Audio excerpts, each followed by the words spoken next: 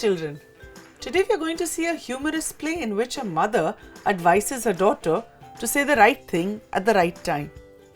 Characters in our play are Mary Shaw, a young girl, Mrs. Shaw, Mary's mother, Mrs. Harding, the wife of Mr. Harding, a wealthy man, Mrs. Lee, Mr. Harding's married sister.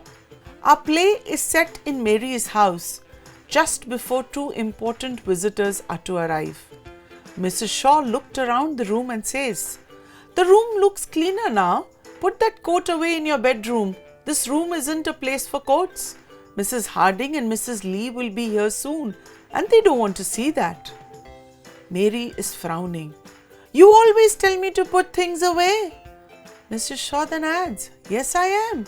You leave your clothes all over the house." "I'm not a child." Mrs. Shaw tells her, "No, you're not. So please keep your clothes in your own room." By this time, Mary is extremely curious. Why are these two women coming here? Who's Mrs. Harding? Mrs. Shaw then explained very patiently. She's the wife of a wealthy man, Mr. Harding. He just bought a big house in Landfield. They lived in London before. She's coming to have a talk. I met her in a shop and asked her to come. Mary by this time is more curious. "Oh, I have seen her children. They often come along the road. Who's Mrs. Lee?" The mother then answers, "She's Mr. Harding's sister. She's been staying with them for a while." Now Mary wants to know, "What are you going to talk about?" Mrs. Shaw adds, "I don't know. All kinds of things. One day you'll have to go to some of these houses yourself and talk to the people there."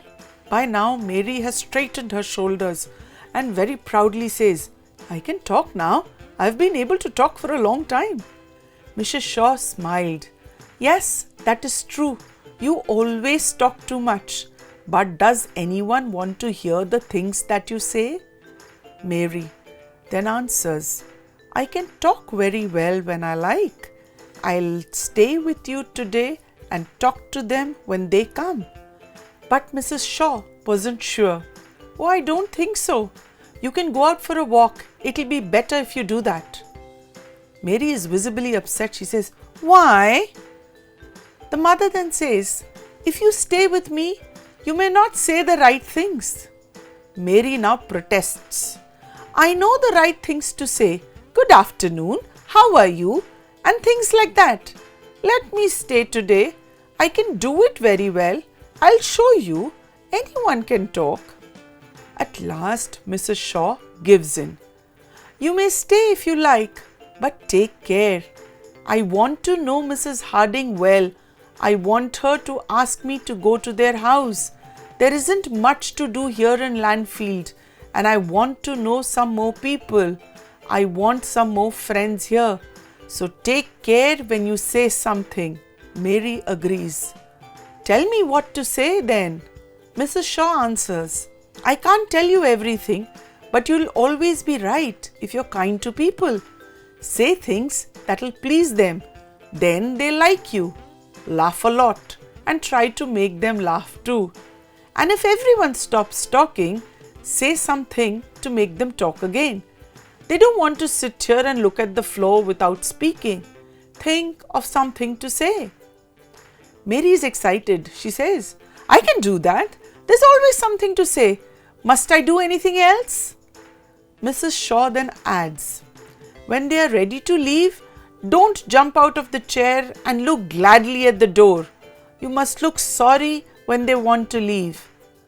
Mary now is curious. "What shall I do when they want to go?" The mother answers, "Ask them to stay a little while longer. Just say, 'Must you go? Can't you stay?' or something like that.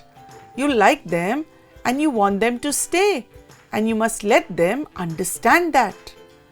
Mary repeated it quickly so that she doesn't forget. She says, "Must you go? Can't you stay? Must you go? Can't you stay?" Mrs. Shaw smiled.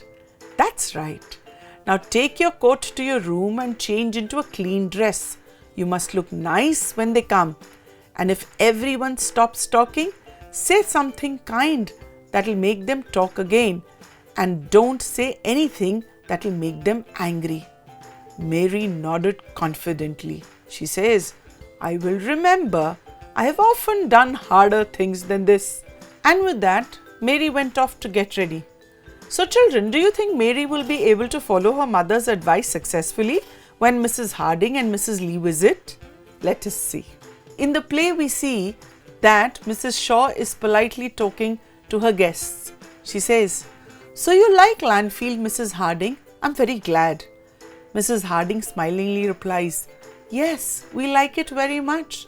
It's not the same as London, but there are some very nice people here and I found a good house. For a moment, there is silence again. Mrs. Shaw looks at Mary, hoping she will say something nice. Mary very brightly says, What beautiful children you have, Mrs. Harding. I have often seen them walking along the road.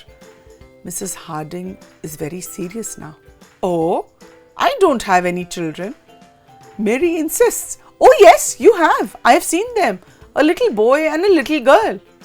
Mrs. Harding is just not pleased. I have no children, believe me. Mary is now embarrassed. Oh. Mrs. Shaw now enters the conversation, trying to save the moment. She says, They must be someone else's children. Have you met Mr. Best? He's a nice man. He lives near you. Mary laughs and gets into the conversation again. Oh, Mr. Best. He lives here and he works in London. He goes all the way by train every morning and comes every night. He lives in the train. What kind of a life is that?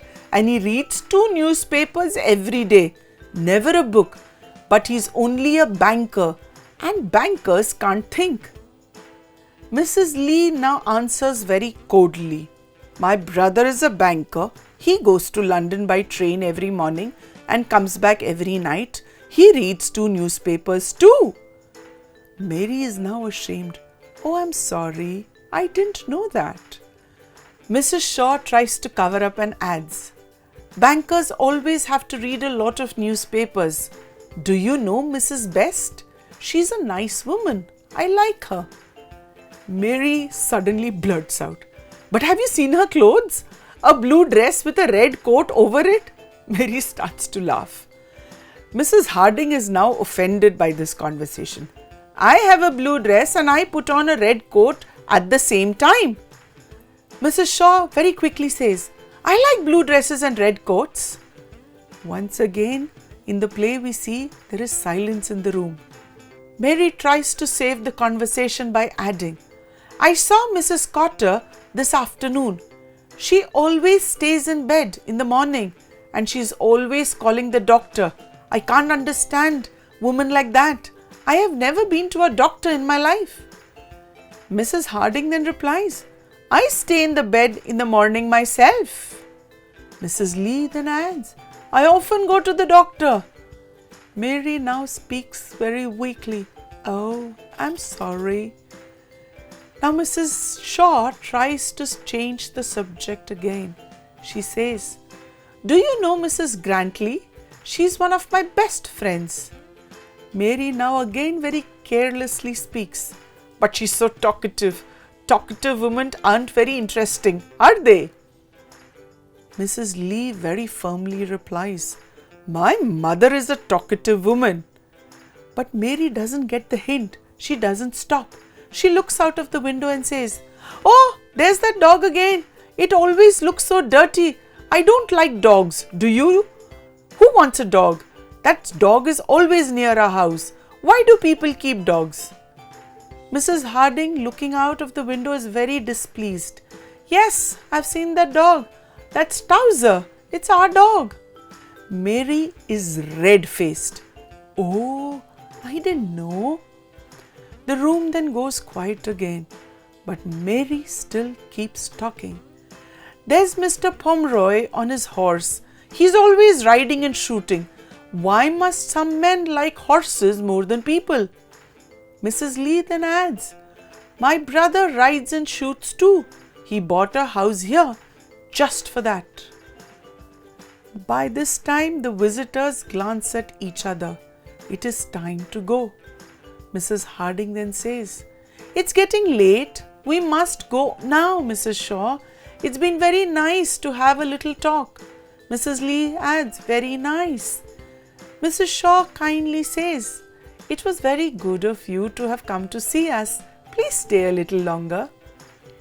And children, our dear Mary is unable to still say the right thing and ends up saying, "Oh, must you stay? Can't you go?" And so, children, that was the end of the visit, and perhaps the end of Mrs. Shaw's hope for new friends in Landfield. Perhaps one day Mary will learn the secret of good conversation, not to just speak, but to listen kindly. Until then, Mrs. Shaw may have to wait a little longer for her new friends.